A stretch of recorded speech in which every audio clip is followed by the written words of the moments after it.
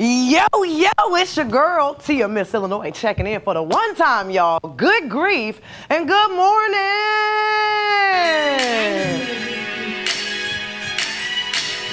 Yo, mic check. 1, 2, 1, 2. I said, is this thing on? Is this thing on? Good grief and good morning, y'all.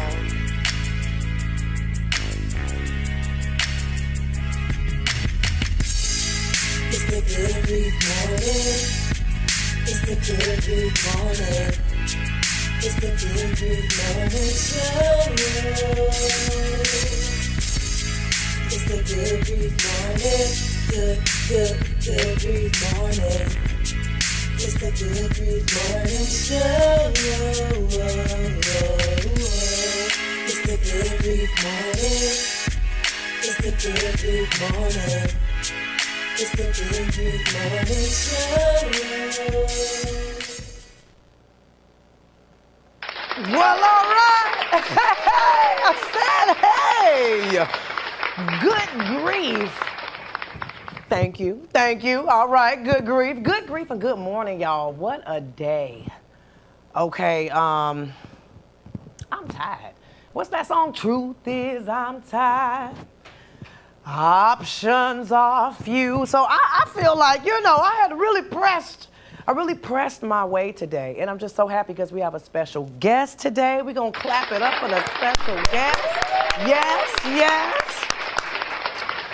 I am really excited about that, y'all, because I'm telling you, this is someone who is worth knowing. And after today, if you are not friends with my guest on Facebook, I need you to connect yourself because she's an amazing person. She's doing some amazing things, and she's someone that you need to know. Maybe not for you, but maybe for a friend or a family member. This woman is bad. I said, this woman is bad. And she is here today. I have to give a shout out to True Conglomerate Productions, y'all. Just grateful, yes, just grateful to be in the space, y'all. The space is so dope up in here. I'm telling you, they are a company that pushes the invisible boundary, and they believe there is no limit to creativity. So if you are thinking of starting a podcast, reach out. They can come to you. If you are a business owner, just say you have a law office or you have your own suite, or whatever you may have, and you want to do something there. You don't have to come to their particular studio space. See, I'm in the stew. I said I'm in the stew. Let me put the horn on that. But you can do it from your office. If you have a nice house, and you want to get started, because sometimes we got to start at home. I know y'all saw in the beginning when I first started, I was definitely at home. I did not let that stop me from starting, but I elevated. It's about elevation. And so I'm grateful for True Conglomerate. So if you want to make your dreams a reality and you want to have your own podcast, I want you to reach out. Now, this ain't a podcast. I said it's a talk show. I said it's a talk show. And that's what I want y'all to know when you're watching me. This is not a podcast. As I continue to grow, I have a lot more things that I'm going to be incorporating. I have a lot more things that I'm going to be doing. But I just need y'all to know that this is a talk show, baby, okay? This ain't that. But if you want to go ahead and start your podcast, or you want to do some vlogging and you need a production company behind you, consider True. They keeps it real true around here. So shout out to True. Y'all, it was such a busy weekend. It was so much going on. I'm like, when I say tired, all weekend, shout out to my daughter, Dior. She is the Zion Queen, Junior Miss Zion, and that comes with a lot of responsibilities, and so she had us busy this whole weekend. Shout out to Dad. Wayne, know why, because some things I couldn't do. And so Dad had to step out there on the front line, pageant dad style, and get the things done. So very busy weekend, and we're just grateful that the weekend is over. The weekend is over. Clap it up for that. And we are starting anew. Something also special about today. I know you all remember me last month in March saying that it was my mother's birthday. And it was. It's an insider thing, though. We celebrate her birthday twice a year, March 21st and April 21st. My mom was adopted. And when she was younger, like I remember being younger and asking my mom, like, Mom, you never looked for your family? Like you never wanted to search and just... And I know everybody's response to that would be different. There's some people that really, they long to know. And my mom used to just be like, no, I feel like, I was given away, and if they didn't want me, who am I to ask questions? I'm like, Mom, wow. And that's when we were younger. So as we got older, she did meet her real brothers. She has two brothers, her biological brothers. She got to meet them when she was younger and know them. And I do remember she said, I asked them, why did Mom give me away? Like she was the only girl and it was two boys, and they never really gave her an answer. One of her brothers claimed they really didn't know. And another one said something along the lines of, it was for the best. And so my mom grew up, born and raised in Detroit. And I was like, ooh, what if mom family was like some pimps or something? You know what I'm saying? What if the ties is tying? What if you was like a product of a, big... My mom never really cared to dig any deeper. And then as she started to get older, you all know I am my mother's caregiver. Right now she's in a nursing home. But as she started getting older, she started wondering.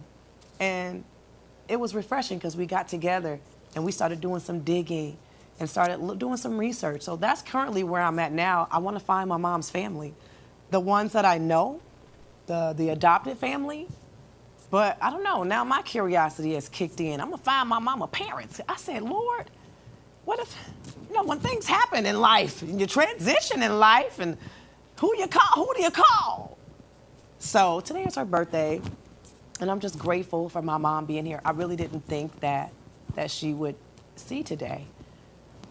And so I checked myself. My mom had, some health scares and things like that. And at first, I was just in the mode of listening to what the doctors say. The doctors say this, that's what that is. The nurses say this is what that is. And I feel like I kind of was giving up on my mom, if I'm being honest. Because when things don't look the best, you judge off what it looked like. So I had just been judging. I've been judging off how it looked. And then I feel like God checked me or something, because he was like, I'm almighty, I'm powerful. I can do anything but fail. I can speak it and it will be. Ask me something. And so then I just started saying, Lord, well, hey, I don't know when my mom's time is, but I'm asking that you keep her comfy, no pain. My mom was on a ventilator, or is on a ventilator, and the vent was working at 100%. As I started to change my mind in the way that I looked at her, instead of preparing for her death, per se, I started to be a little more hopeful. Like, if this is what it is, and this is what it is, but Lord, maybe you can keep her a little while longer, and you can reverse some things. I've been asking God, hey, throw your weight around, shock the docs. And I had got a praise report a little over a week and a half ago, almost 2 weeks ago. And they're like, Tia, we just wanted to give you an update. Your mom, she's been breathing about 40% on her own. The vent is still on, and I was like, wow, because it wasn't that at first. It was just all vent. And every time they try to wean her off of it, her body just wouldn't really take. So they had to keep it on the highest level that it could be. But after I checked myself, and I just was like, the doctors can tell you anything. That doesn't mean that that's the final answer. That's what it looks like. That's what it seems to be.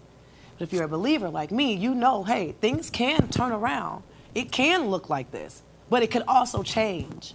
And so I'm just grateful to have seen the change. And I was like, thank you, Lord, because I did not think that she would make it, and I'm not going to count my mom out. So I'm going to continue to be hopeful. I'm going to continue to just pray, be prayerful.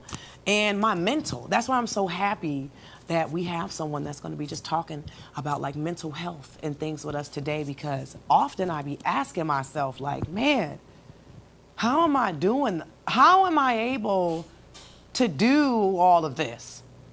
How am I able to do all of this? Care for my mom. I'm a wife. I'm a mom. I got a lot going on. I'm a business owner. I'm an employee. I got a job. I got friends. It's just so many things. And sometimes I feel robotic. Like there are days I feel like I'm on autopilot. Whatever is set to be done is set. And that's what that is. The course is just coursing. And then, as we know on autopilot, as soon as you hit that brake, everything now is back in your control. When you put that setting on your car, you're traveling, and you put that cruise control setting on, the car is gonna cruise. That's what its job is to do. And a lot of times I be feeling like I be cruising. I'm getting where I'm going, I'm cruising. And then there's things that happen that make you have to pump the brakes. And when you pump the brakes, you're not cruising anymore. Now it's manual. And so I be trying, y'all. I be like, okay, Lord, I know that a lot of things is just heavy. And I'm only human. But the best thing I can do is just try to, it's all in the mind to me. So as a man thinketh, so is he. So I hold on to my scriptures. I hold on to my word. You say, let the weak say I'm strong. I'll be like, I'm strong. I can do this. I can do this.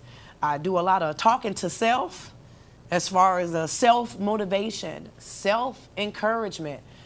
Tia, you got this. I'll be just cleaning my house or something. I just be like, Tia, you got this. You got this. I find myself taking deep breaths more and more. I know that taking some breaths can help relax the body, relax the mind in those moments. And I just be like, okay, trying to find little things to do to keep me going, because sometimes my load is really heavy. And there's just some things I cannot put down. I have to carry it. But the best thing I can do is just make sure that myself is in check. And I'm doing those self-care things to keep me going. So I don't know who I'm talking to right now. Somebody out there right now is probably juggling and feeling the same way. You just got so much that you are managing, and some days you just don't know. And so we're going to talk a little bit about that. How can we help ourselves? And so I'm really excited for that, y'all. Coffee break. Where my coffee drinkers at? Shout out to my coffee drinkers. Oh, that's delicious. You all know it is Autism Awareness Month. And so remembering to be kind. Be kind. You can't always just look at somebody and tell if they have something, or you can't just look at someone all the time. Now, let me back up. Some people you can look at them. You can tell there is a problem. Something is going on with her. Something is going on. But you all, in general, let's just be kind. People are battling so many things, and it takes a special strength to even be a parent to someone autistic, the patience that it takes. Your norm is not norm. It's a new norm. And so we do have Azure Marie Designs. We're going to show you her ad in just one sec. But Azure Marie Designs got you covered. She has those glass cans for Autism Awareness Month. She also has an array of many different styles. If you want your personalized can, she will personalize and customize for you. But I love the autism cans. I love the puzzle pieces, and it says on there as well to be kind. So let's just get into that video, and you all shop Azure Marie Designs. Let's get into this new Black-owned business, Azure Marie Designs, where she specializes in 16 to 18 ounce glass cans. 1 for 20 or 2 for 30. Send her a private message. She has a wide variety for you to choose from. Daily affirmations, scriptures, and just a hey girl, you looking good today.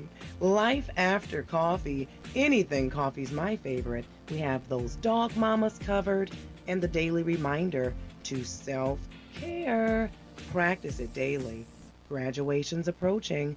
Think about those teachers and graduates. Like and follow Azure Marie Design. Yes, Azure Marie Designs, you all. Shop Azure Marie Designs. The cans are $20, or you can get 2 for $30. So keep that in mind as well, y'all. We had gospel karaoke over the weekend yesterday for Resurrection Sunday, Easter Sunday, 420. It was a lot going on yesterday, and we tore it up, y'all. I was so hot in there jumping and clapping and moving and stomping. I felt so free. I love karaoke, but it's something different about gospel karaoke because, the songs be different. The words is different. You get ministered to a little bit. There was a song talking about keep going and not giving up. It's just the inspiration for me. So if you're going through, you can always throw you some gospel music on. Now, some of that other stuff, some of that other music might have you, might have you doing other things. Might have you doing other things. If I'm upset and I put on something like, might turn me up in a different way. You said what? Put on a certain song, you might find yourself knocking on somebody's door like, what's up? But you put on that gospel music, a lot of times it helps you calm down because you think about the bigger picture, like, okay, it's not even about me. Okay, it's going to be okay. Okay, this is life. Life throws us curveballs all the time. Life throws us things all the time. It's really in just how we get through with that. So that's why I'm excited to have my girl come on a little bit, in just a little bit. But gospel karaoke, we had a time. So shout out to Big Drew, shout out to Z, and shout out to Caravana Island Grill for allowing us to come in, y'all, from 4 to 8. We tore it up in there. We had 4 hours of just music. We had a live band. Shout out to the live band. And we had a really good time. I was hot. I had my tambourine. I told y'all last week. Was it last? I told y'all last week. I said, ain't nobody using my tambourine. I said, don't even ask. I said, if somebody do one of them, I'm going to look right past them. But I got to shout out my sus. Coffee B. Coffee B,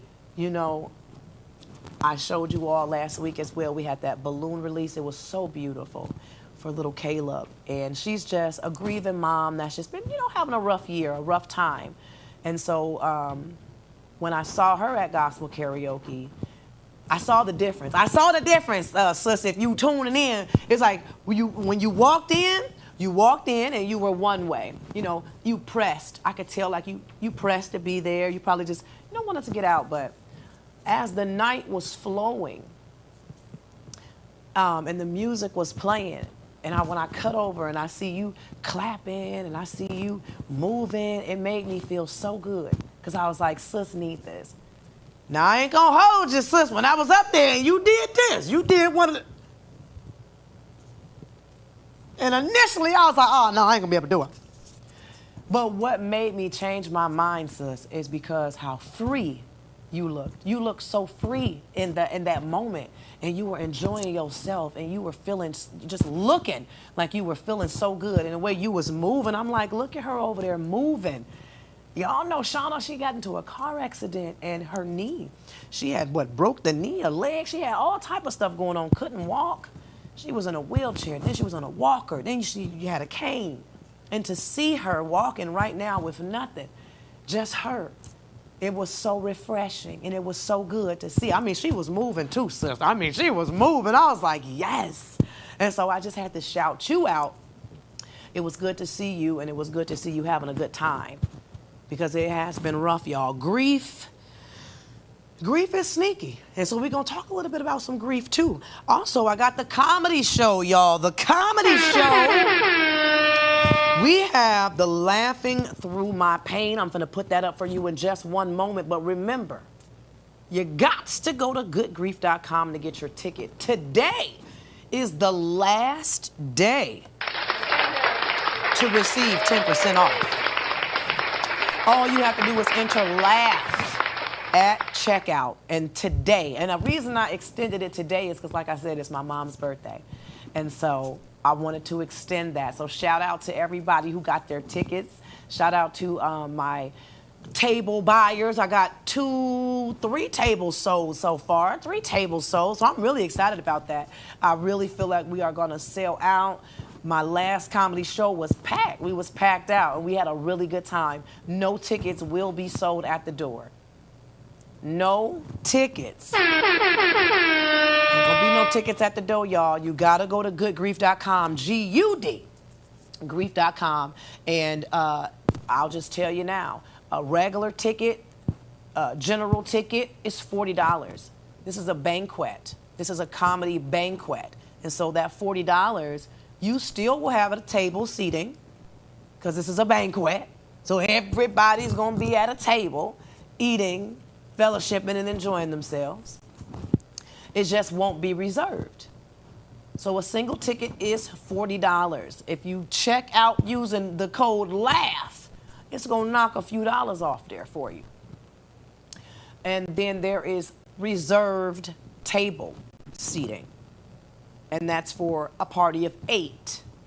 That is $350 for the table. Party of 8. Do the math. Break it down in the calculations. If I got 8 people and the table costs that, how much should each person pay that gives you that?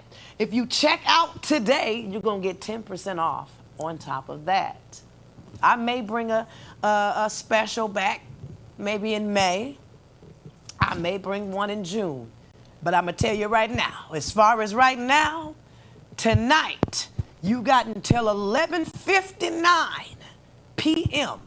before that sale ends. I don't know when I'm going to bring another one back. I don't know. But you got until tonight, for sure, 11:59 to get your 10% off. Something else that we got coming up, y'all, I'm getting all of my announcements out the way so that I can leave the remaining time for my amazing guests. We have the Monarch Festival coming up, and I have a flyer. It just will show you the date. If you want to be a part of this, please reach out. We are looking for some more food trucks. I got a chance to meet with the board and go over who we got so far. And we got some great, a couple of the names I've never seen. So I love new food, okay? I love some new food. And so we are looking for a couple more food trucks. We are looking for entertainment. We do have a section where we will be doing some live entertainment. So if you want to perform or maybe do a poem or something like that, reach out, because there is a segment for you. There will be piñatas. That is a hit every year. The kids love that. There's craft vendors. That's also one of my favorites. I love for the little ones to just be able to do a craft. You know, you might not want to do too much, but stopping at some of these tables really give you an idea to see what they got going, what they have coming up. A lot of these craft vendors are small businesses that you can connect with and do more things. They just come out and give you a little test, a little taste of what they do. So make sure you come out for that. Education, there's many different vendors, and they're going to give educational backgrounds on monarchs, on the bees, on zinnias, all type of things in this festival. There's contests and more. I know there's coloring contests. They're doing a best yard contest. We do that every year. That's always exciting to see who has the best looking yard with the zinnia. So if you are interested in any of these, please reach out. It's going to be August 16th and 17th, a 2-day festival. I am your host. We're going to have a DJ this year, DJ Lance. Shout out to DJ Lance. He's going to come out, get everything rocking for us. So, excuse me, y'all, if I'm muffled or anything. You know, my hair is just so luxurious. Let me know. But yes, y'all, we are going to have a good time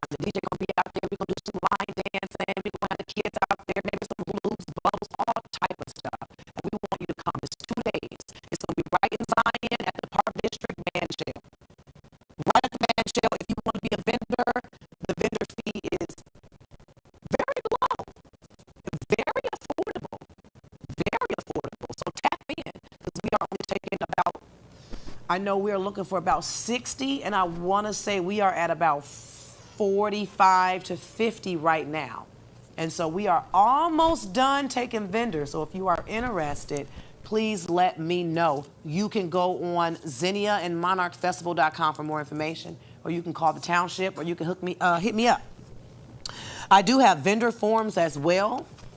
So if you want to be a vendor, if you want to be a sponsor or a partner, I was a small sponsor last year, but they got different categories, and they will incorporate your business in their program book. They will put your business, your logo, your name on the back of the shirts. The shirts are a hit every year. The Monarch shirts are amazing, and so they will make sure that they put your brand everywhere. So make sure if you want to be a sponsor, you reach out to me. There's different packages, different prices, but we'd love to have you. Okay, put that right back there. Y'all see how I pulled that out like that? We are going to get into a commercial in just one sec. And after that, my special guest will be here with me on this stage. So now is your time to tag a friend, share with a friend, and let them know, girl, the guest's about to be on. If you missed what I said, that's okay. Play it back. But right now, you have the opportunity to tap in. You don't want to miss what my guest has to say. You might have missed what I had to say. That's okay. That's okay. You don't want to miss what she has to say.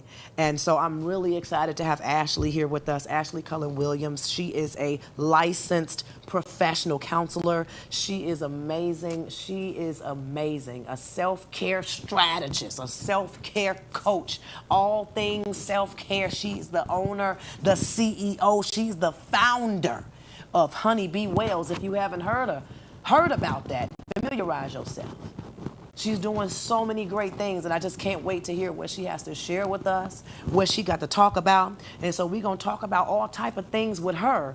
But first, we're going to get into this commercial. So y'all tag a friend, tell a friend. I said my girl about to be on. Tag her right now. Let her know, come on, girl, come in the room. The special guest is coming. And so right after this commercial, you all, we're going to sit and we're going to be talking with Ashley. Enjoy this with me. When I saw it, I would normally run and tell my mom that I would see it, and I would feel very, very excited.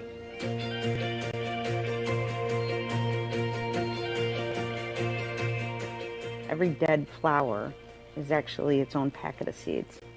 At the core, underneath it, is a seed for a zinnia, and if you plant it, you'll get 10s or 20s of blooms. They're bright, they're cheery, they make you happy, good conversation. The meaning has so much beauty, just like the flower. In Zen culture, they represent joy.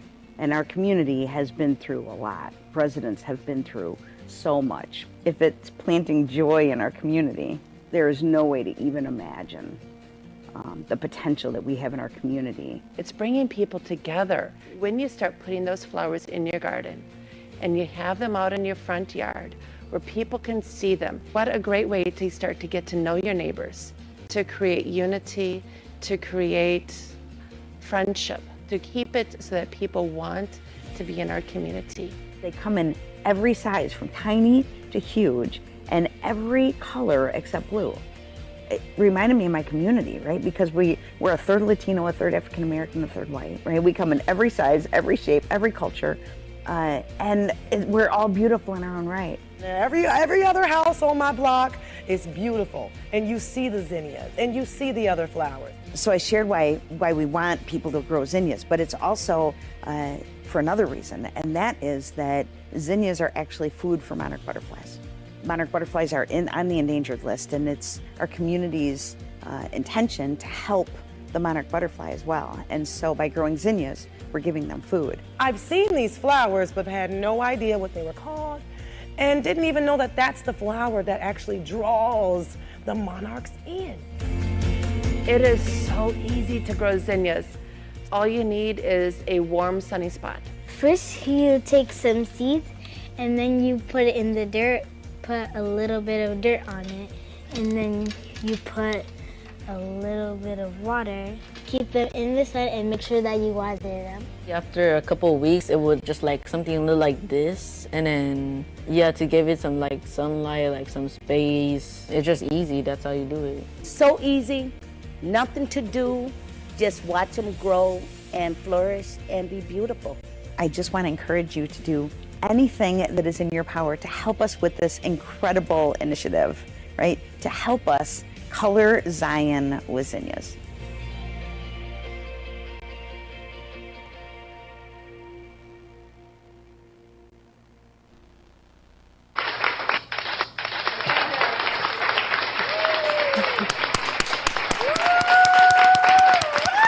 Yes, color Zion with zinnias. So if anyone is interested in doing that, I do have some of these seeds, and you can get these from your Zion library. You can get this from the Zion Township as well, or you could just message me. So as you all see here, we are sitting here with the lovely, the amazing, the powerful, the beautiful Ashley Cullen-Williams, and we just clap it up for her one time, please. Yes, so look at her, y'all. I'm so excited. Mama, I made it. Okay. Thank you for being here with us today. For having me, I appreciate it. It's so good for you to be here. I told her when she first came in, I was like, girl, I don't know, like, the energy that she brings, it's like if you're not feeling well, if you're not feeling the best, something about it just makes you either want to talk or it makes you want to just, I don't know, re-examine yourself. So Ashley, can you just tell us, for one, just tell us how you are doing today before we get into all the good stuff. How are you feeling today? I'm grateful. I'm in flow right now. Normally when I get a question, I'm feeling all the things. But I'm in flow right now. I've been in transition from being the one to always respond to crisis to kind of just being the one to just be still. Mentoring and modeling, like, what does self-care really feel like? Like, I live this experience. And so to write in my journal, like, I want to get back into public speaking. I want to really put the message out there, to then have a moment to be on the talk show. Yes. Like, manifestations come true, prayers are real, and I'm grateful to be here in this space. I love, oh my gosh. Y'all see how eloquently it just flows like that? I'm just grateful. I want to ask you, tell us a little bit about your background, okay? Like schooling or educational wise, you do so many things. I just want them to know that she is the real deal, y'all. She didn't just wake up one morning and say, hey, I'm a therapist, or hey, I'm a coach. Tell us a little bit about, the educational background that you have. Definitely. So Ashley Cullen-Williams, I'm a licensed professional counselor. So I hold that licensure to be able to sit and be in relationship and to professionally listen and to provide support and resources. However, to like backstory, I'm a black girl from Waukegan. In reality, I am a wife, I'm a mom of 3, retired homeschool mom. So I live that life of being the educator. And in Lake County, majority of everyone knows Miss Ashley. And so there's 2 versions of that, which I'm a Gemini, which works. So there's Miss Ashley, the college and career person. And then there is Miss Ashley, the trauma response. And so majority of Lake County knows me as the college and career advisor. So for 10 plus years, I was the trio advisor and trio manager. So my role was to support over 500 students every single year and getting them out of Waukegan, North Chicago, and Zion into a space of post-secondary support. So how do I support you with your personal development, academic advising, mentoring, coaching, and then get you on college campuses? So everything, we would do college tours. I would pack Starbucks on Green Bay and Grand, and we would have FAFSA nights. So my responsibility was to say, hey, students, I see you. I know what Waukegan is. I'm a Waukegan alumni. I bleed purple, green, and gold, but how can I get you to experience something else? Because I had the privilege of going to an HBCU. I went to Alabama A&M University, where I was able to recreate myself outside of Waukegan and then have a family. Like, I have a core group of people, of fellow Bulldogs whom we know and we love each other because we spent 3+ years on the Hill, because we know what to study like, because we know what it feels like to be in a space that was meant for us. Yeah. Right. When you go on these historic lands, it feels different. Yeah. Versus being the only one to being one of many. So I have those lived experiences, and now I'm in transition mode because Miss Ashley, the therapist, has been the one to respond to majority of the crisis in Lake County and Cook County. I want to stop you real quick because Yes. you're saying so many good things. I want to ask, because as you're talking, Lake County knows Ashley. Lake right? County knows Miss Ashley. Lake County knows Miss Ashley. Yeah. How are you able then, right? Because if they know Miss Ashley as the therapist, the one that they can talk to, or the counselor, Yeah.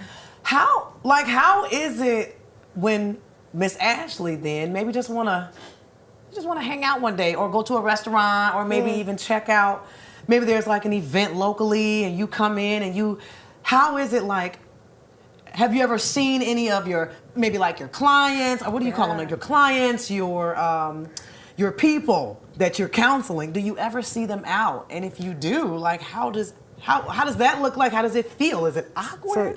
So there's two parts to that. So there's Miss Ashley College and Career, where my clients, my students, so anyone who went to Waukegan High School from 2011 up until 2019. Okay. Right, I was the extra support, the other mother, big sister, the mentor, the coach. And so to see them out now, it's amazing. Like I could be in sales with Miss Ashley. I just graduated from Marquette. Or I have nurses in Miami. I have the assistant to this superintendent. I have NFL players. I have basketball players. I have students everywhere. So that part is fulfilling for me, to know that, oh, I saw you from Waukegan, or I saw you when you felt you didn't have anything, or you felt you weren't going to make it anywhere, to now you're established. Now you're grounded. So that feels great. On the other side, as the crisis support, as the social emotional bag lady, as the counselor, it's a unique space, right? Because per HIPAA, I'm not going to say anything. Right. So if I see you in the store, if I see you, I can't. You can by all means come and speak, and I will speak, but I can't. And that's been the triggering part of support in Lake County as the crisis person, because it has to be safe for me now. And so now that I hold all the trauma, or I hold all the dark secrets of Lake County because of my clientele, I choose not to go out in places. So you'll find me, my husband's from Chicago, right? So that's easy for us to go out in the city, or it's easy for us to do a road trip, or I'm gonna go back down south to my family there and to my friends there, because that's what's safe for me. It's a unique experience being the help and living here in the space, right? And I connect that to, I also feel like time traveling and connecting our behaviors to our past and to our relationship to slavery. Like, it's different being the help and being in these spaces. Wow. To where you're accepted because you're safe. Yeah. But then also, because of my integrity and because of my morals, I can't fake everything.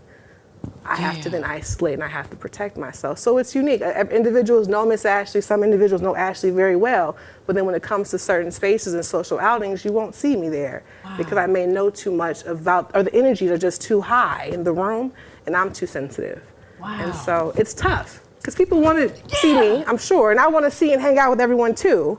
But it's tough. I want to value you, and I also want to honor your spirit. And so therefore, in my experience, learning who Ashley is, I'm a Gemini, and I've learned that I am the trigger, and I also get triggered. Oh, right? That's good. When I walk into any space. And so I like to think I trigger for positivity, but I also know I'm a villain in some stories.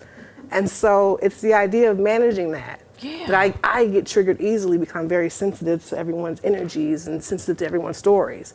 Like when you tell your story about your mother having this second birthday, like that clicked with me because my grandmother has also 2 birthdays where because of how they kept Black records and they didn't really care about our records. Yes. We have one birthday where we celebrate her September 6th, but then there's also documents that have her birthday in August where she's a triplet.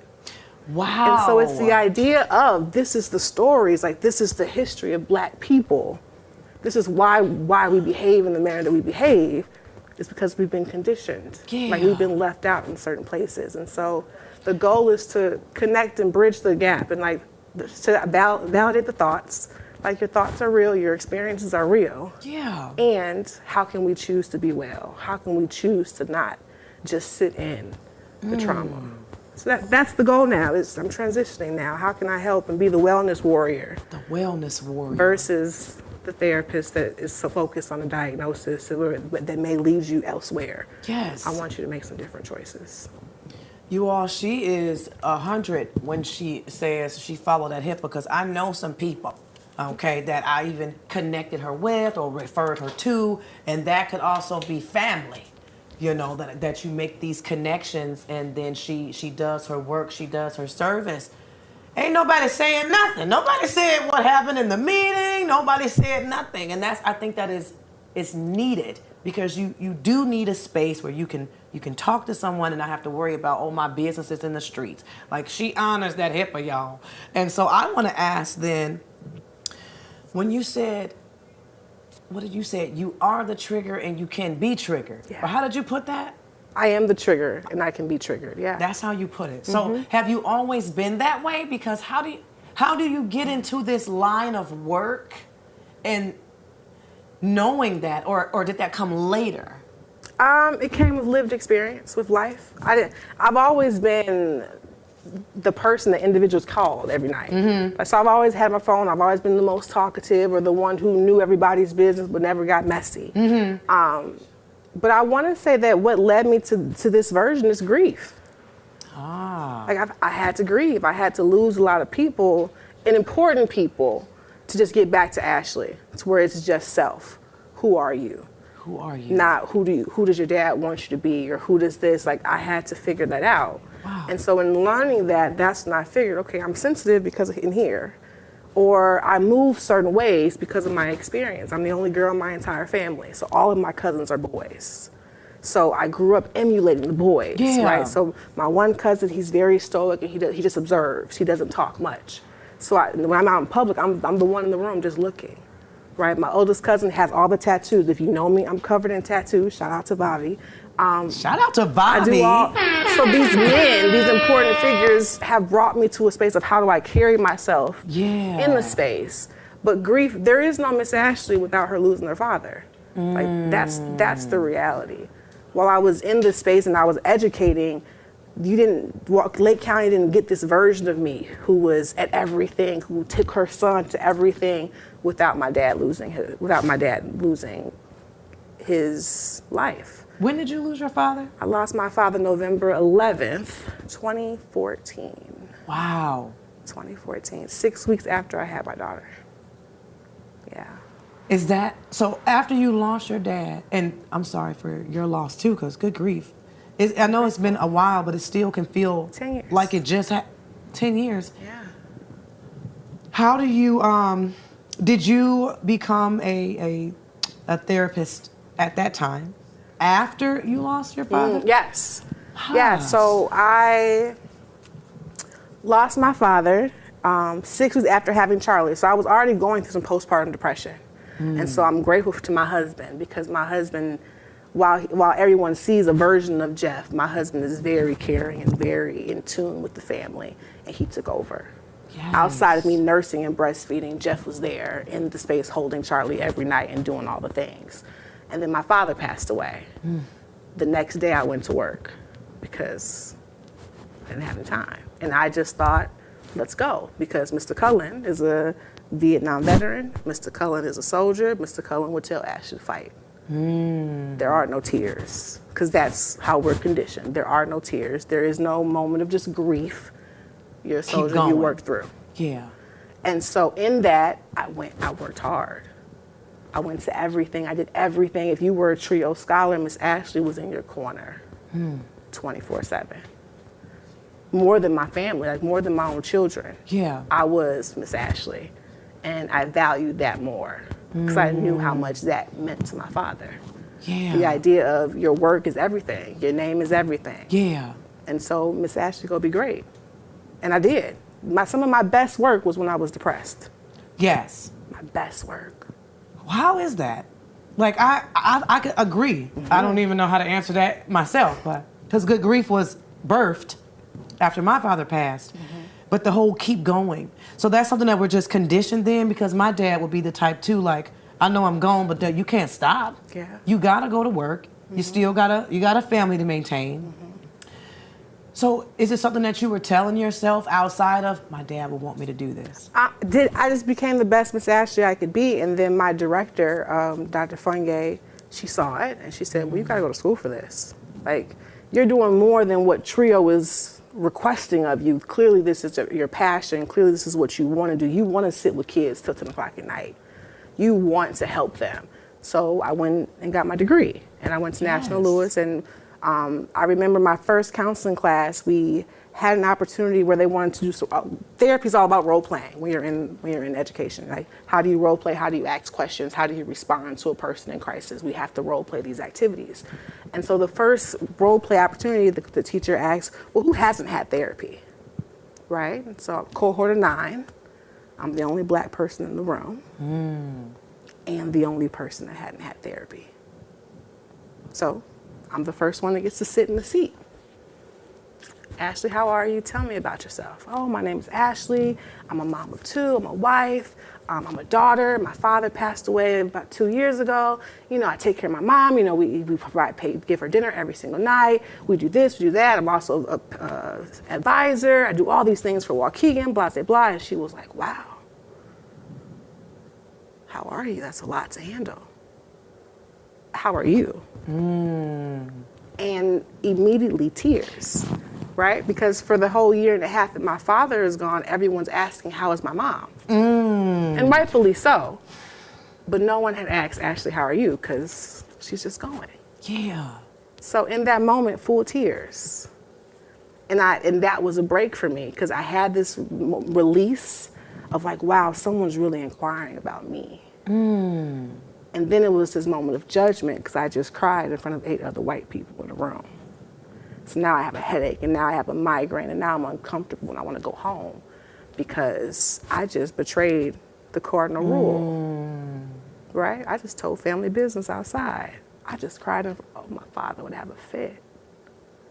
And in feeling that, Tia, that's when I knew I have to do something different, because there's so many other black people, people of color, however you want to identify, who walk into a space expecting help, expecting to feel better, and we walk away feeling judged because it goes against our natural healing process. Yes. It's something that it's hard to go and talk to a stranger. And I understand it's a racist structure, and I can go in through all that whole idea, but it's the idea of, I felt the lived experience of trying, I need to release this. I need to tell someone how I feel, but damn, this is uncomfortable. Yeah. Right? And so in that moment, I was saying, okay, how do I become a better counselor, the best counselor? How do I make it connect? How do I bring validation and see people for their lived experiences? We've experienced a lot of trauma. And I know that's a buzzword, but this is the reality. Like, you experience lived trauma, and it's in our bloodline. Wow. So it's the idea of, how can we pause? Like, you've been on autopilot. How can I pause and stop so that you can become more self-aware, and so that we can reflect so that you can be your best self? And then, you know, go through all the grief processes, because you grieve yourself in that process as well, you know. You grieve yourself in that process, and that is what I want to talk about here. I have a question on boundaries. A lot of us are going through things because we're not putting those boundaries in place. And so, how do you identify your boundaries? How do you know? For me personally, I am open and honest when I say I'm an enabler. That has been something that I've been working on for a year, about a good year, is enabling. Not because I want to, but like, if you love somebody or you care for them, like I know my dad used to send me to the store to grab some things for him sometimes. And I sometimes I didn't want to do it. I didn't want to do it. But I would feel bad. And I don't want to tell my dad no. You know, I don't want to tell my dad no. And so I would just do it. And that's just a small example, but that's just one example of like when you don't want to do something, or you're just struggling to like put boundaries in place. How do you identify it? How do you even start? Great question. I think that's the lived experience that everyone's feeling now, as far as how do I set and enforce boundaries. It's based off the feeling first. When you don't feel well about something, when it physically makes you sick or it triggers you emotionally, we have to set a boundary. How do I set the boundary? Well, I am statements that made me feel, I feel this way because, and I need this. So it's important to understand, like when we create boundaries, what are we trying to protect? What are we trying to keep safe? What are we trying and to then protect? What's the response if the boundary is violated? Right? So we have to think that through. So you have to actually sit with yourself and say, okay, why am I upset? You know, if time is the boundary, right? Why am I upset about time? What story am I telling myself that this person doesn't respect me, this person, whatever have you? Then how do I communicate that?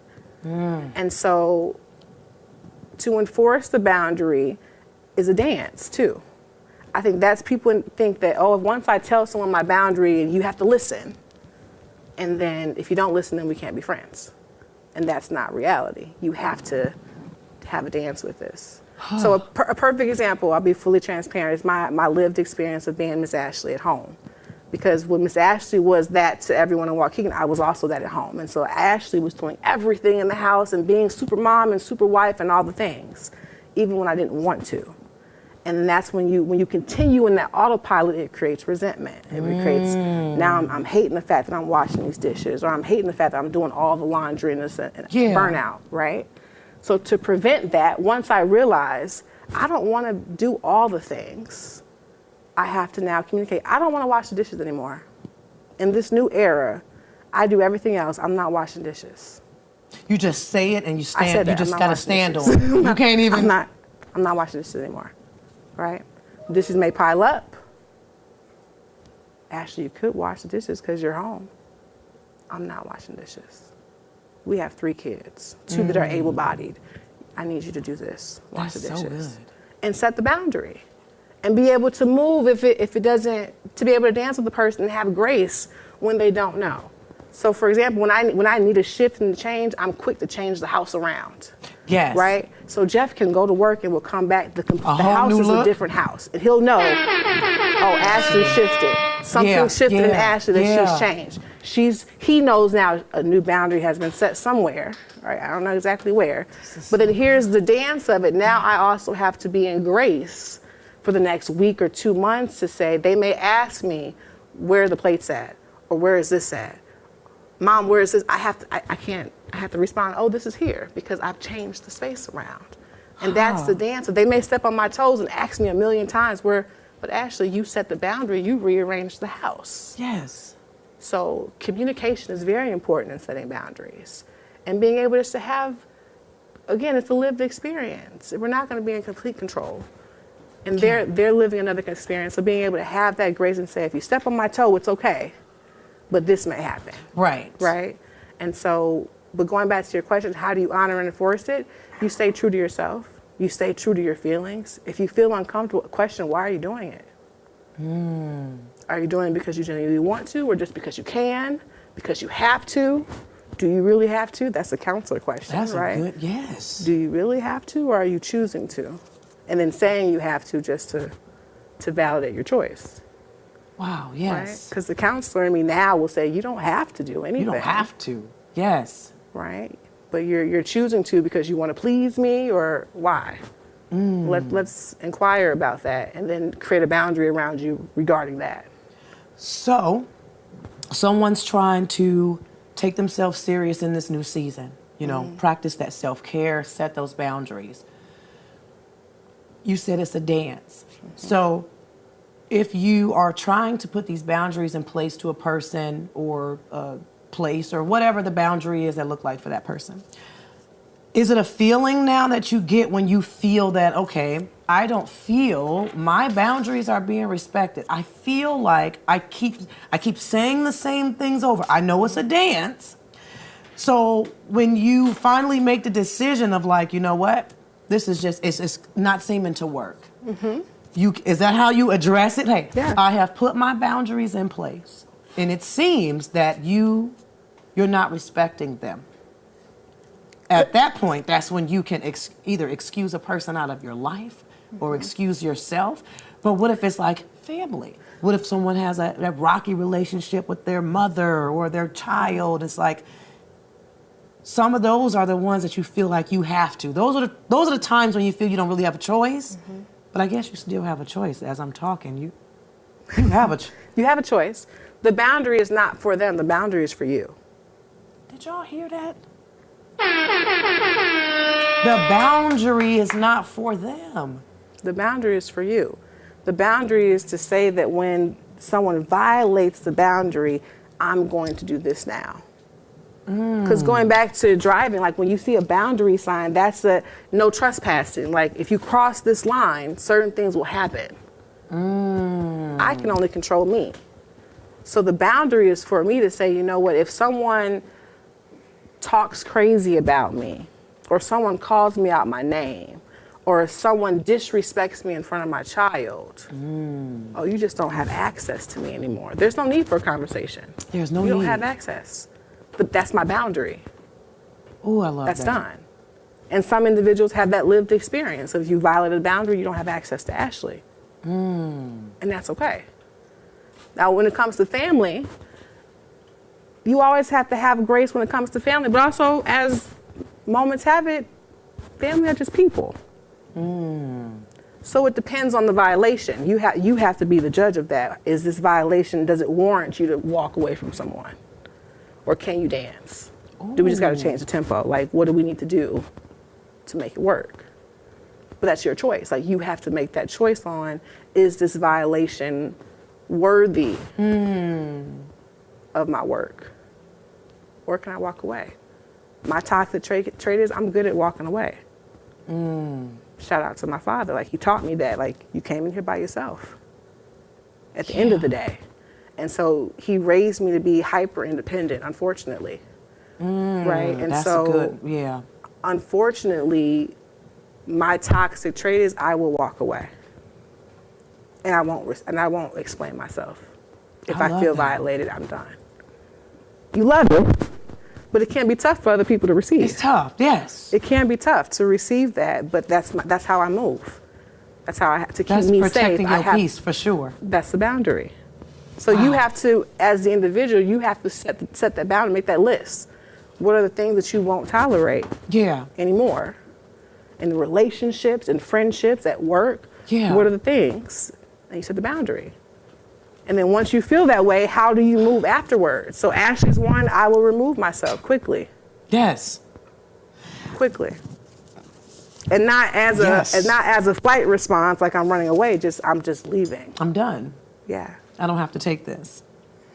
How important is it to be alone? I know that, when you're going through things, sometimes you want people around. You want a shoulder to cry on. Is it important to spend time with yourself and just to be with yourself, learn yourself? Or is it okay to just always have someone there? You need yourself. There's a difference between being lonely and being alone. Oh, yes. Right. And having alone time is very important, especially when you have all the responsibilities of being a partner, of being a parent. You need some alone time to where I need to quiet the space of what does Ashley want? And that's what self-care is. Like, again, Honeybee Wells, honor your story, own your feelings, nurture your soul to empower you. How do you use self-care as the revolutionary act? Like, I'm going to stop all the things and I'm going to practice self-care. Whether it be mental, physical, spiritual, emotional, or social. Yes. How do I practice self-care? You have to have moments when you're by yourself to sit with self. I was going to just ask you too, for those who struggle just sitting with self, and I know we just got a couple more minutes left here, but because I've been connecting with people too, and they reach out They surely reach out. I am not a therapist. I'm not a counselor. I'm just Tia. I am doing some things to further myself, but I'm a good listening ear, and I offer just feedback. But that's the one thing that I've been getting hit with people reaching out, just not wanting to be alone when they go through stuff. It's just like they feel lost when they're by themselves. So what would you say to someone to help them maybe just be comfortable with learning how to be by yourself when it's really a struggle? Or, when you're used to having, whether a spouse or your children, you need somebody there. And then when no one's there, it seems like that's the worst time for them. What would you just tell someone? Because I know somebody's probably watching that has reached out. Because that has been a couple of people that has asked me about just being alone. I love being alone, me personally. I love myself. And I can spend time with self. There's really people that they feel they just have to have. Yeah, and it's not to say that they don't love themselves. It's just that they're uncomfortable with the time by themselves. Uncomfortable with the time. Right. I like to say that life is about accepting or resisting. Like that's the spectrum. Either you're going to accept this or you're going to resist this. Sometimes being by yourself. It's tough when you've experienced trauma. Yeah. To be honest with you. The idea of I need someone to help me, I need someone to hold me, I need just to feel the love. It's tough when no one's there. Yeah. My father was a loud man, so those first 3 years of just silence really hit me hard, because it's like, I'm not used to Mr. Cullen not critiquing. I'm not used to him not having nothing to say. Like, what is this? But in the silence, I wasn't able to figure out, well, actually, what would you want to hear? Tell that to yourself. Affirmations start coming in, right? Now it's like, okay, I'm healthy, I'm happy, I'm healed, I'm here, I'm whole. I say that every single day. Affirmations come in, boom, got that. Well, actually, you're by yourself now. Like, you don't have to go run any errands for your dad. You don't have to do anything right now. What do you want to do? Man, I haven't had any time to just ask, what do I want to do? What do I like to do? So now I would say to the individual who's inquiring, like, take the time to explore your wants and your desires. You've been living on autopilot for a while, or you've been living in distress. You may be grieving. You've been grieving for a while. Take a moment and just think, what will bring you joy right now? Is it coloring? Is it a word search? Is it journaling? Like, is it yoga? Is it do that? Go for a walk. Go outside. Yes. Even though you're alone, get out in nature. Go pray. Read the book of Psalms. Like, there's something there for you. Just don't get distracted by the idea of I'm alone. Because the spirits are around you. Yeah. And I'm a believer of that as well. Yeah. Like, I'm a believer that even though I may be by myself on this physical plane, I say good morning to my ancestors every morning. And there's moments where I may get a smell or I may hear something. And it's like, okay. That connection. You need that time to get to yourself so you become aware of the signs. I love that so bad. Yeah, I would encourage those who are in their moments, make it about you.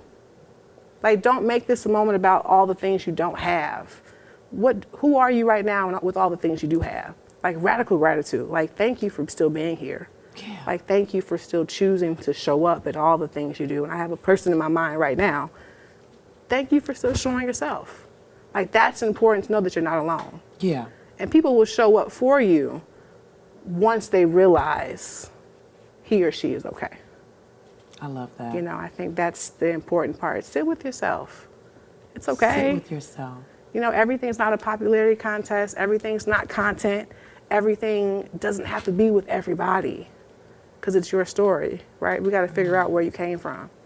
There's a reason why now you want to go find your mom's parents. Yeah. Right? Because there's a bloodline there. There's history in that, and knowing that. Yeah. Now, I believe that everything happens for you. So there's a reason why you're by yourself right now. For those who are by yourself, like, there's a reason why you have to be in this moment of just self-reflection and self-awareness. Take advantage of this, because there's so many other people that are fighting. Yeah. To have that time. But everything happens for you. That's the affirmation. Nothing happens to you. Everything happens for you. It's just figuring out what the lesson is. What do I need to learn right now in this moment? What do I need to feel? What do I need to tell myself? Yeah. You know, and knowing that you're the creator, you can tell yourself it. You can literally say, oh, Ashley, you're amazing. You're an amazing person. You really put forth effort. You're creative. You can tell yourself all these things, and once the mind knows it, the mind will respond accordingly. Yeah. Right? I think, and for individuals in the community, it's really about taking the time to focus on self. How do you heal self? And you have to first know, how is self hurting? You're not going to show your true emotions until you're by yourself. Oh, that's good. So there's a reason why you're not distracted right now. Take advantage of it. Ashley, take advantage. We're going to have her back. Okay, please. We definitely going to have her back. Please. Yes, wow, that was really good. I'm going to let you close us out. I'm going to let you close us out. If you could just leave the viewers with something, you can leave a comment for Ashley. If there's a question, we will get back to it. I'll pick it back up next week. I'll give her your questions or whatever, and I will make sure she sees it and give me what to say to respond to you if there's something, or you can reach out to her personally. But I just want you to leave the viewers with something as we close out, whether it's how they can connect with you, to sit with you further, or just a message to keep them going for the week. Whatever you want to tell them. Which camera do you want me to? We want you over here. Over here. Over here. We got so many cameras. I know. To lead you out, good grief.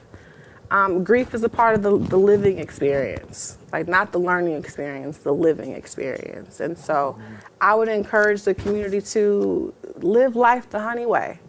Honor your story, own your feelings, nurture your soul to empower you. Like, this is the moment for you to take advantage, for you to take charge. You are the master creator. It's all in how you perceive life's messages. So I encourage you, if you need support, if you need a coach, you can email me at honeybwells, HONEYBWELLZ @gmail.com. You can find me on Facebook, Ashley Cullen-Williams, or Instagram. But again, the goal is just to help you feel different.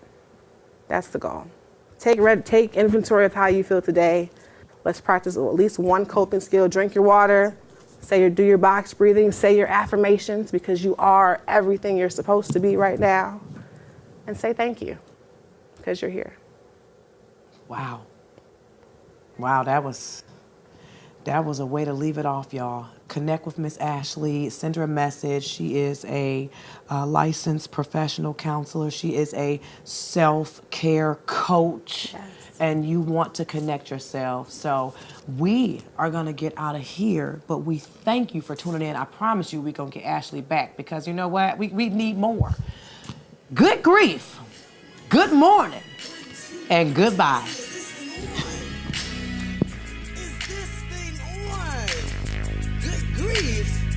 And good morning, y'all.